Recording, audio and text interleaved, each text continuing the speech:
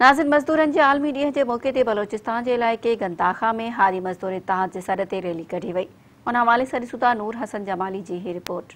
मज़दूरनि जे आलमी ॾींहं जे मौक़े ते बलोचिस्तान जे इलाइक़े गंदाखा में किसान मज़दूर इत्तेहाद जे सॾ ते रैली कढी वई। रैली मुख़्तलिफ़ रस्तनि खां थींदे प्रेस क्लब गंदाखा पहुती। इन मौक़े ते अॻवाननि मीडिया सां ॻाल्हाईंदे चयो त अॼु शहीदनि जो ॾींहुं आहे। दुनिया में हर कंहिंखे ख़बर आहे त हिन ॾियारे ते मज़दूर शहीद थिया आहिनि। असांजे आवाम खे हक़ आहे, सभ खे हक़ आहे त कंहिं सां नाजादी थिए त बिल्कुलु इहो आवाज़ खयूं अचनि जीअं अॻियां करे को मज़दूर को तकलीफ़ न थिए। काथे मज़दूर सां ज़ुल्म थिए थो, काथे ज़ालिम ज़ुल्म करनि था। असां ज़ुल्म जे ख़िलाफ़ आहियूं। असां ज़ुल्म जे ख़िलाफ़ झंडो खणंदासीं, अॼु बि खणंदासीं, सुभाणे बि खणंदासीं इंशाअल्लाह। जे हवाले सां जेको असां रैली कढियोसीं, इहो मज़दूर हक़ जे सामने निकितल आहे।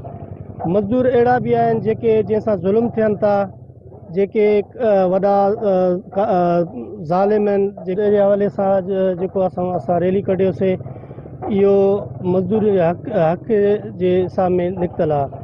मज़दूर अहिड़ा बि आहिनि जेके जंहिंसां ज़ुल्म थियनि था, जेके वॾा ज़ालिम आहिनि, जेके उन्हनि सां ज़ुल्म कनि था, उन्हनि जे ख़िलाफ़ बि असां आवाज़ खणंदासीं त उन जे लाइ वज़ीफ़ो मुक़ररु कयो वञे।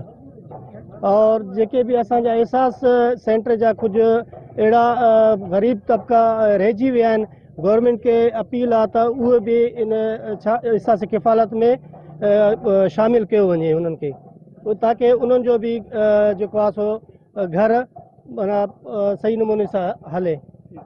जेको असां रैली कढियासीं, असां मज़दूरनि जे हक़ में रैली कढियासीं। मज़दूर तबिको जेको आहे हिकिड़ो ग़रीब तबिको आहे, जेको अगरि डेली कमाए थो त डेली खाइण वारो तबिको आहे।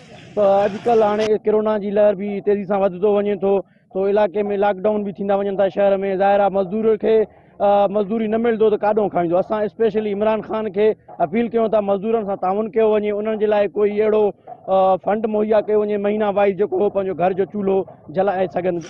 कैमरामैन नवाब खान जमाली सां गॾु नूर हसन जमाली, वैरान टीवी न्यूज़ गंदाखा बलोचिस्तान।